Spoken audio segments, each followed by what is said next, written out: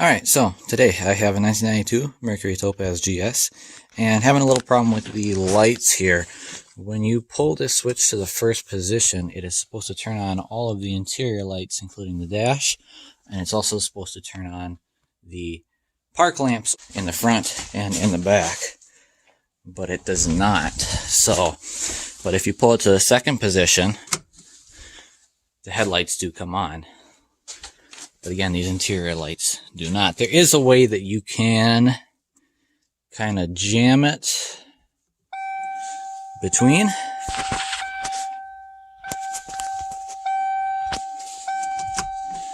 And then the headlight chime comes on, but it doesn't in the other position with just the headlights on.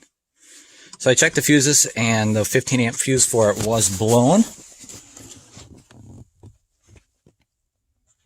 I tried replacing it and it blew right away. So I'm going to replace this switch assembly here. When you buy a new one, you don't get the knob with it. You only get the switch, so the knob is going to have to be reused. Otherwise, it's about a $50 part to get a new knob. But I'm using a Duralast one here. Here's the part number, SW271. This is a Duralast part. It's a lot cheaper than the Motorcraft part. Motorcraft was about $50 and the Duralast is about $26. We're going to start here by removing this battery ground cable. There is just a 10mm nut on there. Just give it a couple turns and it'll come right off. You want to do this so you don't short anything out when you're messing with electronics. You should always take the battery ground cable off. And before you do this, you might want to write down your radio stations, because you are going to lose your radio stations and any memory that this car has. So now we have cut power to the entire car.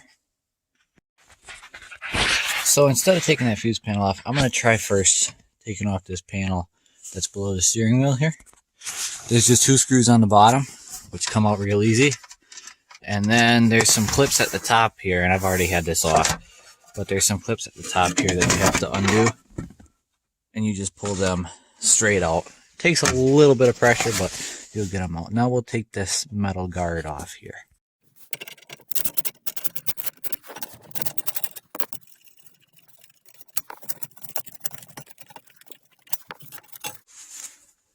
Now remember, for this one, you actually do, I believe, have to take off these plastic panels up here, up by the steering wheel, and there's more bolts behind there. I'm going to tip the steering wheel up a little bit.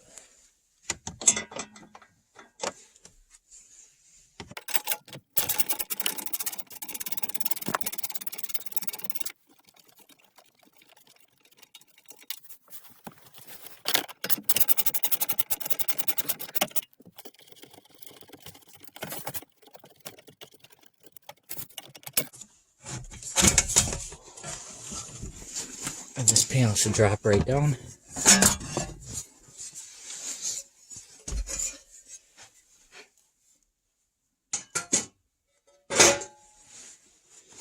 So now I think we can actually get a little bit better access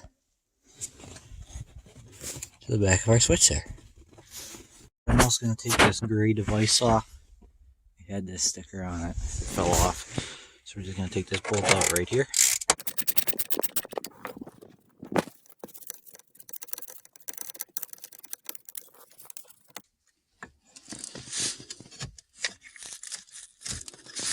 Just kind of move it to the side a little bit. Keep that screw separate from the rest.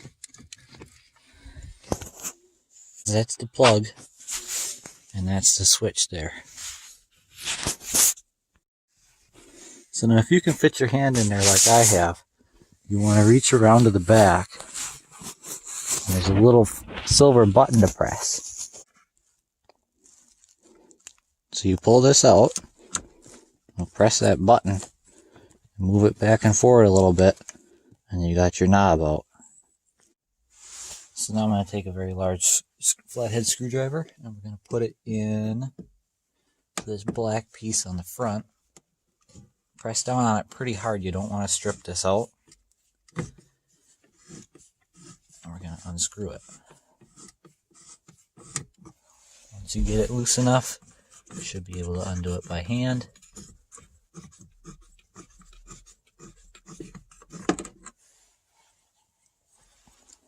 There's that piece.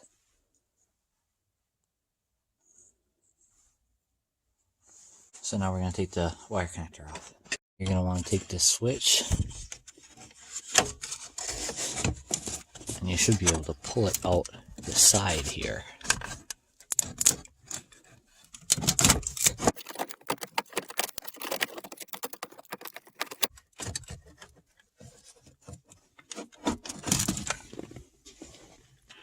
Now we got the switch out of the side. We'll go ahead and we'll take these clips off. Now these are pretty big ones. Should be able to get them off with your fingers. Just spread the outside clips apart. And if you can't, you can put a screwdriver in there. Try not to twist the wires.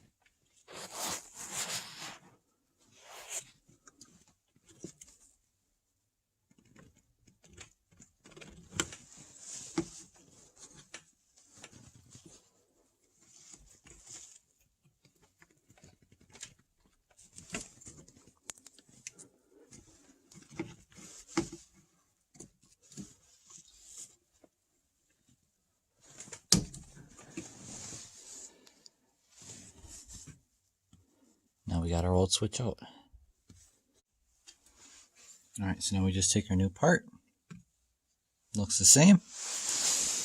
And we're going to plug it in. This only plugs in one way, but it's easy because it's got this big notch on it, and that matches up with the big notch on this plug. So we'll go ahead and plug that right in.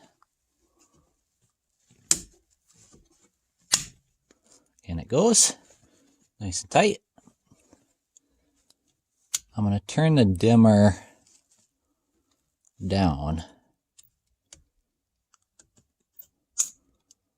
just cause. We'll make sure it still works. Alright, so now we just have to do the whole process in reverse. So we'll start by putting this back in. Just kind of get it past that plastic there. Again, being careful with the ends of your wires.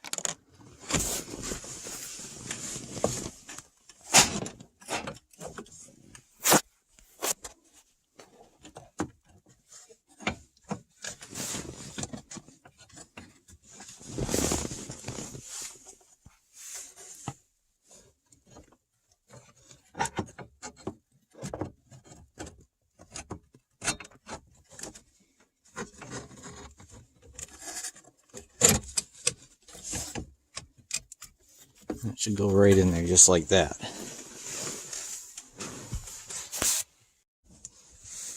So now we just need to get this lined up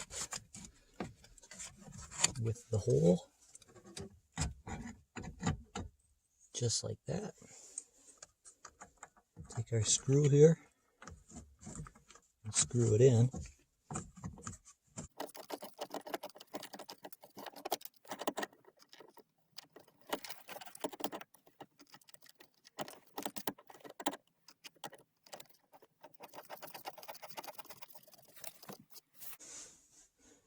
Tighten that up with our big flathead screwdriver again. Doesn't have to be very tight at all. And now that that's in, we have to reach around to the back one more time. Press that little silver button again.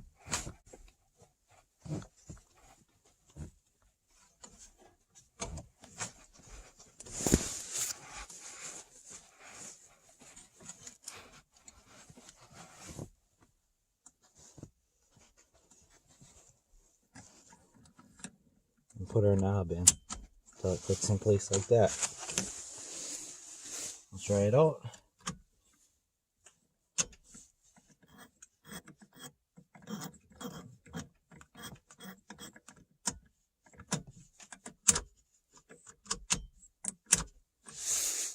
Looks good.